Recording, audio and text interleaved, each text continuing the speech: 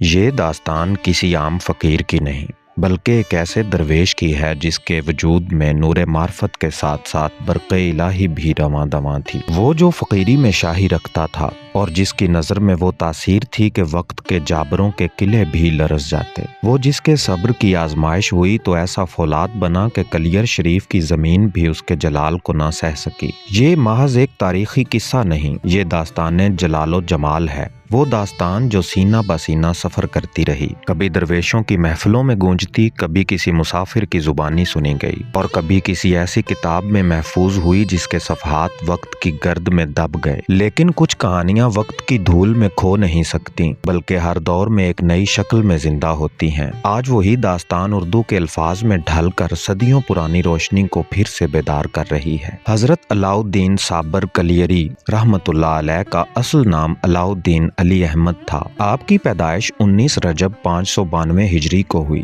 آپ حضرت بابا فرید الدین گنج شکر رحمۃ اللہ علیہ کے بھانجے اور مرید تھے، مگر یہ رشتہ محض ظاہری نہ تھا۔ آپ نے بابا فرید رحمۃ اللہ علیہ کے آستانے پر وہ صبر آزمایا جو پہاڑوں کو بھی پگھلا دے۔ کہتے ہیں کہ جب آپ کو بابا فرید رحمۃ اللہ علیہ کے پاس بھیجا گیا تو مرشد نے مریدین کو حکم دیا علاء الدین کو کھانے کے لیے کچھ نہ دینا۔ یہ حکم سنتے ہی لوگوں کے چہروں پر حیرت دوڑ گئی۔ بھلا ایسے کیسے ممکن ہے؟ ایک معصوم بچہ جو راہ سلوک میں نیا ہے، اس سے کھانے کا نوالہ بھی چھین لیا جائے؟ مگر یہ عام درویش کی آزمائش نہیں تھی، یہ وہ آزمائش تھی جو کسی کو صبر کی آخری حدوں تک لے جا سکتی ہے۔ ان گزرتے رہے ہفتے مہینوں میں بدلے اور حضرت صابر پیا رحمۃ اللہ علیہ کے لیے یہ سختی بڑھتی گئی، مگر نہ لبوں پر شکوہ آیا نہ آنکھوں میں سوال۔ یہ صبر تھا، مگر وہ صبر جو جلال میں ڈھلنے والا تھا۔ جب حضرت بابا فرید رحمۃ اللہ علیہ نے اپنے خلفاء میں تقسیم کا وقت آیا تو کسی نے سوچا بھی نہ تھا کہ جلال کی یہ بجلی کلیر شریف کی سرزمین پر گرے گی، مگر ایسا ہی ہوا۔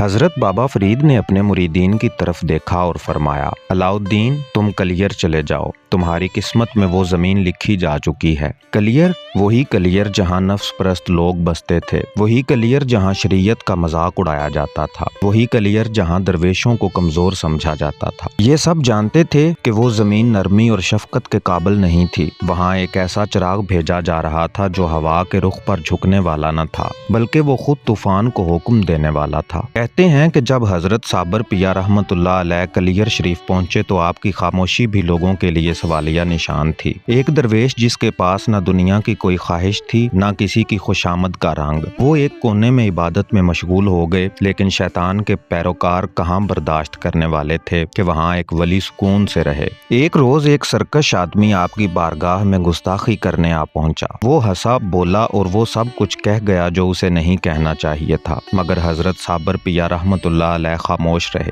یہ خاموشی عام خاموشی نہیں تھی، یہ وہ سکوت تھا جو طوفان سے پہلے آتا ہے۔ پھر جب وہ گستاخ وہاں سے جانے کے لیے مڑا تو زمین نے اسے پکڑ لیا۔ لوگ حیران رہ گئے، کسی کو سمجھ نہ آئی کہ یہ کیا ہو رہا ہے۔ وہ آدمی وہاں کا وہاں زمین میں دھنسنے لگا اور جب تک اس نے توبہ نہ کی اس کی سانسوں پر بوجھ بڑھتا رہا۔ یہ پہلا پیغام تھا، یہ وہ درویش نہیں جس کے سامنے کوئی بھی گستاخ زبان کھول سکے۔ حضرت صابر پیا رحمۃ اللہ علیہ کے جلال کے بے شمار واقعات تاریخ میں محفوظ ہیں۔ اگر کسی نے گستاخی کی تو وہ نشان عبرت بنا، اگر کسی نے رزق میں بے ایمانی کی تو اس کا رزق ختم ہو گیا، اگر کسی نے شریعت کا مذاق اڑایا تو وہ اپنی ہنسی کو ترستا رہا۔ یہ وہی جلال تھا جو اللہ کے برگزیدہ بندوں میں نظر آتا ہے، وہ جلال جو حضرت موسیٰ علیہ السلام کی لاٹھی میں تھا، وہ جلال جو حضرت مولا علی علیہ السلام کی تلوار میں تھا، وہ جلال جو حضرت صابر پیا رحمۃ اللہ علیہ کی نگاہ میں تھا۔ یہ محض کہانیاں نہیں، یہ وہ سچائیاں ہیں جو آج بھی کلیر شریف کی مٹی میں سانس لیتی ہیں۔ جو لوگ آج بھی وہاں جاتے ہیں وہ اس روحانی جلال کو محسوس کرتے ہیں۔ یہ داستان وقت کے ساتھ میٹی نہیں، یہ اب بھی لوگوں کے دلوں میں بیدار ہوتی ہے،